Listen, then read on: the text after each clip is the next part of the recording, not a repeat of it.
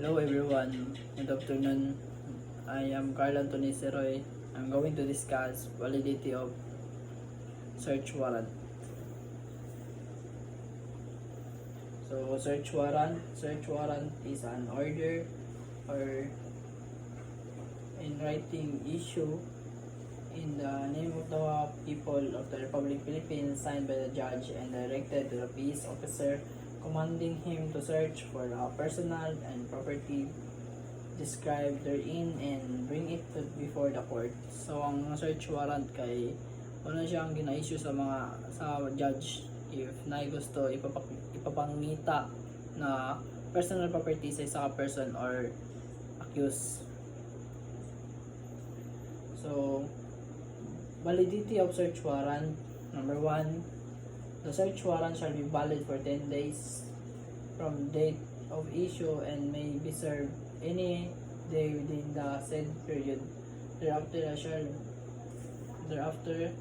shall be void. So number 1 kay ang search warrant daw valid lang for 10 days and within mo ang valid lang for 10 days and gikan sa pag-issue sa judge or sa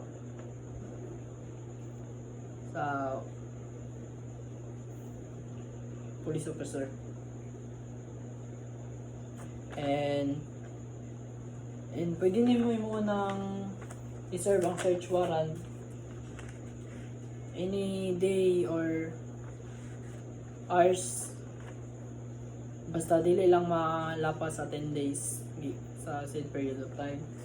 And the number 2, if in the implementation of the search warrant its the object or purpose cannot be accomplished in the one day, the search can be continued to the following day or days until the complete, provided it's still within the 10 days validity period of search warrant. So ang pasabot sa number 2, if wala nimo na man ang layunin nimo, pwede nimo ipadayon sunod na adlaw or susunod na adlaw hantod makompleto ang or ma-accomplish nimo ang gipapangita sa mga sa judge.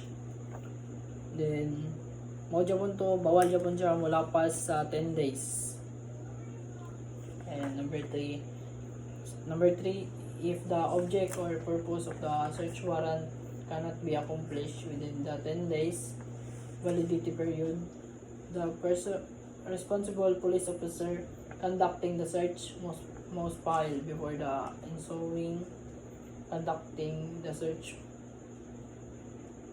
court and application for extension the validity period of search warrant. If dili nimo mahuman ang search warrant sa dili nimo mahuman ang pag-search sa search warrant or pag-search sa personal property sa isa ka accused or convicted, so pwede ka mag-file if responsible police officer ka, pwede ka mag-file sa court og extension para mahuman nimo ang search warrant.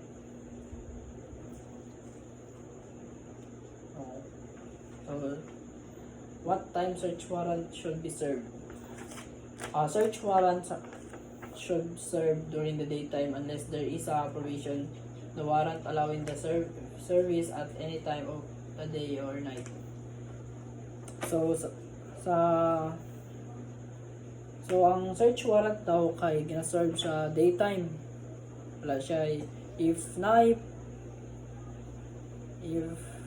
tugtan siya sa court or na-issue gikan sa court na mag-conduct sa search warrant sa gabi, pwede na siya valid. So application for search warrant, all application for search warrant shall be approved by filing by the chief of office the application shall be indicated the following data. So kaning anon ka mga data dere mo ni siya ang kailangan nimo if para ma-approve ang imong search warrant. Kailangan anong office of applying, asa mag-apply, name of officer. So antay ako isa police officer, dapat ibutang na akong pangalan ako, name of subject if known, address, place dapat specific kay search warrant ko ni, and then specific statement of things, articles beside. So dapat specific kung for example among ipangita kay barilan yun ang yung specific na iingon sa judge or ibutang nimo sa papel. And sketch ang so withdrawing nimo or sketch ang place na imong ipangitaan. So authority of police officer when conducting a search warrant. After giving the notice of his purpose and authority, the police officer is refused to admittance to the place of search. He may break open in any outer or inner door or window or any parts of the house or anything within to implement the warrant or liberate himself or any person lawful aiding him when lawful detained therein. So after mapailayla ni police officer yung purpose, like maingon niya sa tagtungod na mo ni ma'am search warrant na ko'y issue ni sa judge, like o man niya sulti tanan ba unsa niyang purpose ngano mag-search warrant siya, unsa yang pangitaon, like kailangan niya iingon sa tagtungod or family sa yang searchan or sa property place. And pwede niya, if nakasulod na siya, manan siya tanan, and pwede niya i-open tanan within the property. Tayo sa kwarto, pwede niya i-open tanan kung unsay makita niya dito na nakasarado or or sarado or kanang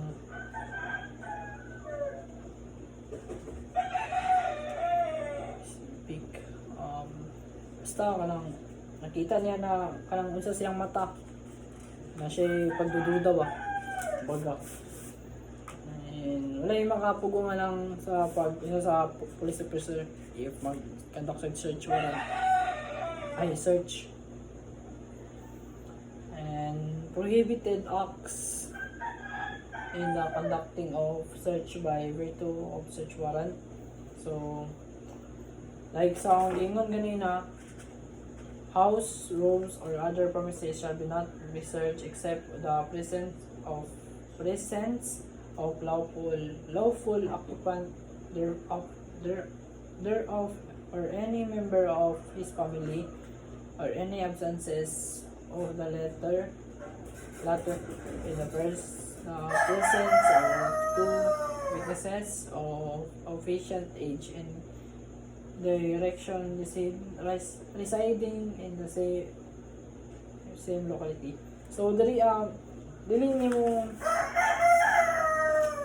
prohibited ang mag-conduct sa search warrant if walay presence sa isa ka occupant or any member sa family, and kailangan nimo na duha ka witnesses na legal age na. So number 2, lawful personal properties, papers, and other values not specifically indicated or particularly described in a search warrant shall not be taken. So So, ang ingon, ang ginamin sa number 2, if isa ka, mga personal property like alahas, kwintas, or other document na importante sa isa ka importante sa detain or accused, kay bawal siya kwaon, kay dili man siya ang mong ginapangita amo. Ta example, mong ginapangita kaya ang baril kay illegal yung baril, wala niya na pa-rehistro. Then sa imong pagpangita nakakita ka mga lahas or mga kotse ba or susi sa kotse. So bawal naman to siya kwaon, kay wala man siya na-appeal sa or na-describe sa search warrant mo i-apply niyo sa judge. So inventory and deliver of property seeds.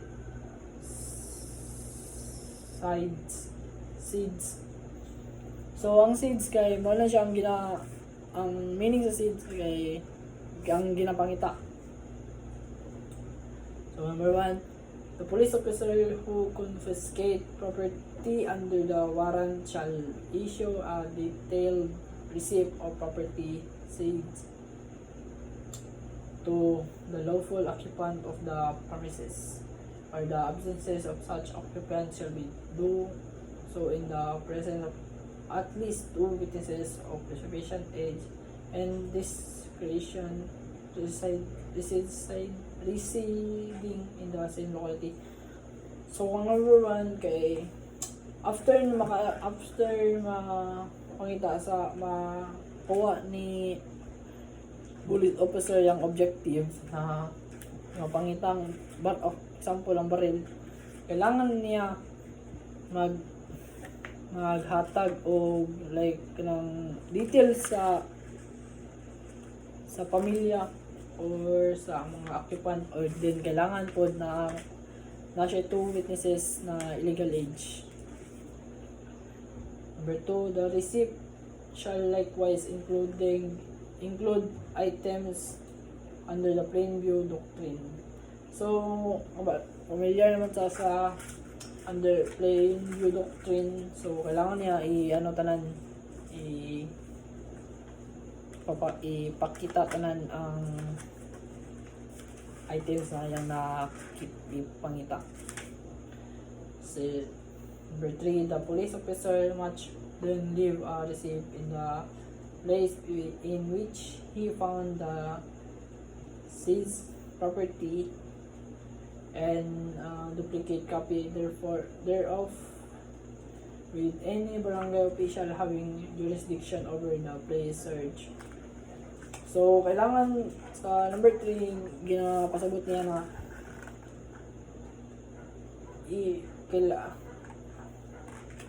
kailangan sa police officer magbilin siya o isa ka details or receipt